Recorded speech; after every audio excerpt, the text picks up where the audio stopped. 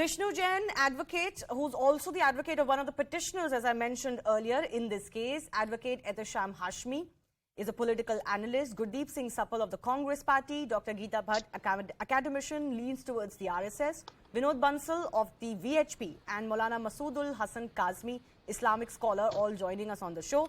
Vishnu, I'm coming to you first up. You heard what Subramaniam Swamy said. He believes that you need not reopen the wounds of all of those tens of thousands of temples. Let's focus on the bigger fights where, by larger belief and faith, you cannot build the temple elsewhere, like in Ayodhya.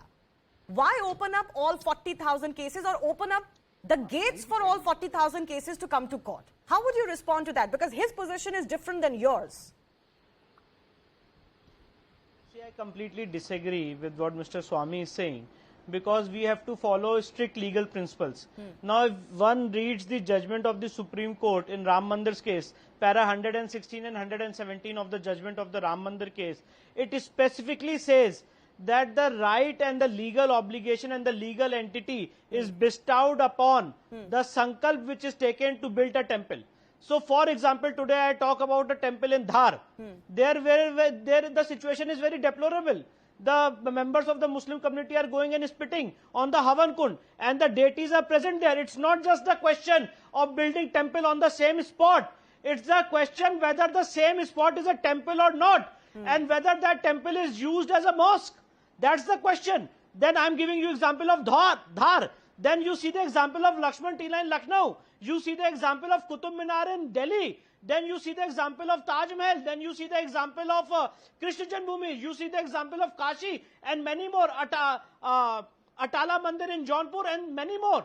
So the point is this. Point is not about restoration of 40,000 or 10,000 or 5,000. Point is that the Hindu law has to prevail, and the Sanatan Hindu law is, which is recognized by B.K. Mukherjee as well as P.V. Kande in 7 volumes of Dharma Shastra, who was a Bharat Ratna. He has specifically said that if there is a temple in the past, for times to come until the end of the world, that property will always be dedicated to be the property of the temple. Now, how will you discriminate between Ram Mandir and a Shiva temple in Kashi? How will you discriminate between a Mandir in Bhojshala and the Mandir in Ram temple? All the deities have their own identity, own value, and as you rightly said in your question to Mr. Swamy, that let the locals of that area decide. For example, suppose I am a Jain. I come from Allahabad. For me, my Kul Devta is my Tirthankar, and if my temple is destroyed, then someone will say that, all right, this is one of those 40,000, let bygones be bygones, forget it. The point is this, that's why I'm talking about legal principles. The legal principle is that if you have demolished a Hindu temple, it has to be restored. And no Muslim scholar in the world can say that he can build a mosque over destruction of a Hindu temple.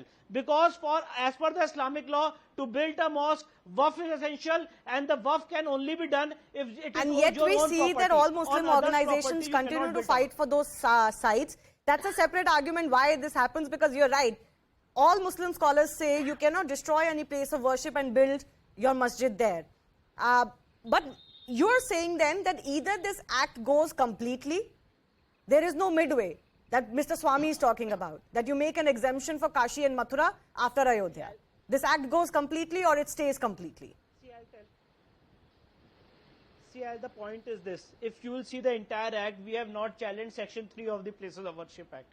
Section 3 of the Places of Worship Act says that after 15th August 1947, no conversion will take place. Now the point is this, Section 4 subclause 2 of the Places of Worship Act 1941 says that you can't approach the court for restoration of a temple, for restoration of a place which existed on 15th August 1947. So we have challenged the constitutional validity of Places of Worship Act, Section 4 subclause 2. And the second aspect, there is discrimination in Section 5 of the Places of Worship Act, where it exempts the movement of Ram temple, where it exempts the proceedings of the Ram temple, but it does not exempt the proceedings of Kashi, Mathura, and many more. So the point is this, that if there is a dispute between two communities, it has to be decided by a judicial mechanism. It can't be decided by an act of parliament.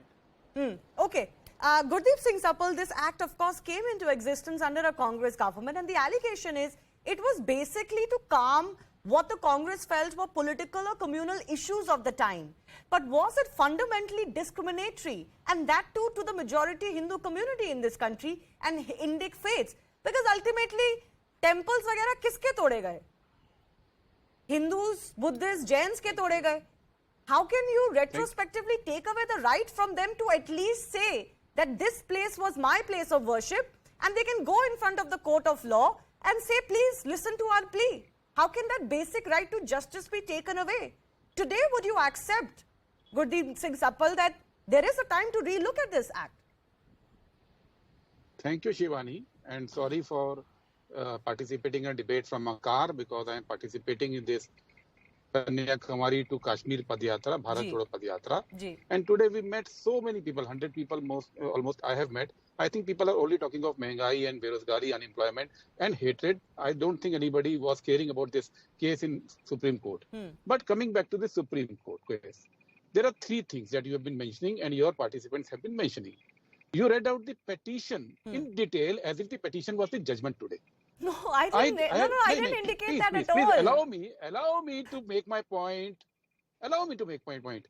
I would have been thankful on behalf of your viewers if you had read out the judgment of Ram Mandir case, 5-bench judgment which came, which clearly says, it's a judgment, it's not a petition that you read out. The Places of Worship Act imposes a non-derogable obligation towards enforcing our commitment to secularism under Indian Constitution. The law is hence a legislative instrument designed to protect the secular feature, which is one of the basic features of Constitution. This is the judgment of Supreme Court only 2 years back. But sir, I mentioned that this was mentioned in court today, and what the argument against that judgment was. Does this judgment set a precedent or not? That's a legal question. Please let me complete. Yeah, go ahead. Let me complete. Please let me complete. You should allow me to make argument. Na? Number one. Number two, there are three things. That the act was passed in an undemocratic manner.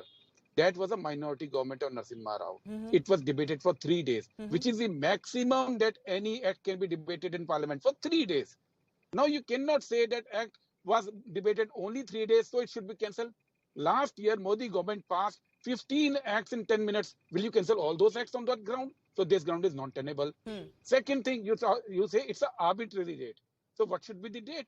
What is there cannot be a date. Mr. Sapal, that's the argument. Where will you restrict history? And where will you say you can go back only this much and not further? I'll tell you. Why it's not an arbitrary date. It's a date of Indian independence when a new nation, new Republic of India came into being, when we became independent. Because if you open the Pandora's box, don't forget, even the Buddhists are claiming that Kanchi and Srirangam temples should be demolished to make Buddha Vihar. Is it not the claim by Buddhists today? If it is, let them go to court. Let this be fought out. That's the argument. Please, don't shout. Don't shout. I am making an argument. I am telling you, it's not a simple thing of coming at 40,000 temples have been demolished. Who calculated this 40,000 exact? Well, sir, historians and Archaeological Survey of India have put this number. This is not arbitrary. Please, Shivani, this is wrong. This is a fake number. It is like the number of 20 lakh crore of BJP given was the money in bank accounts in foreign countries.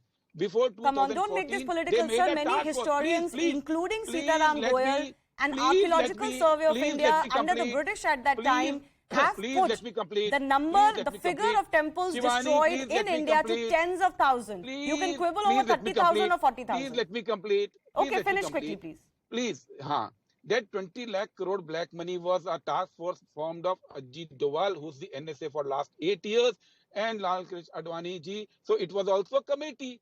It was a fake committee. Today government says, no, we do not know where is the black money. Similarly, this is the 40,000 temple figure. It's a fake figure. Okay, what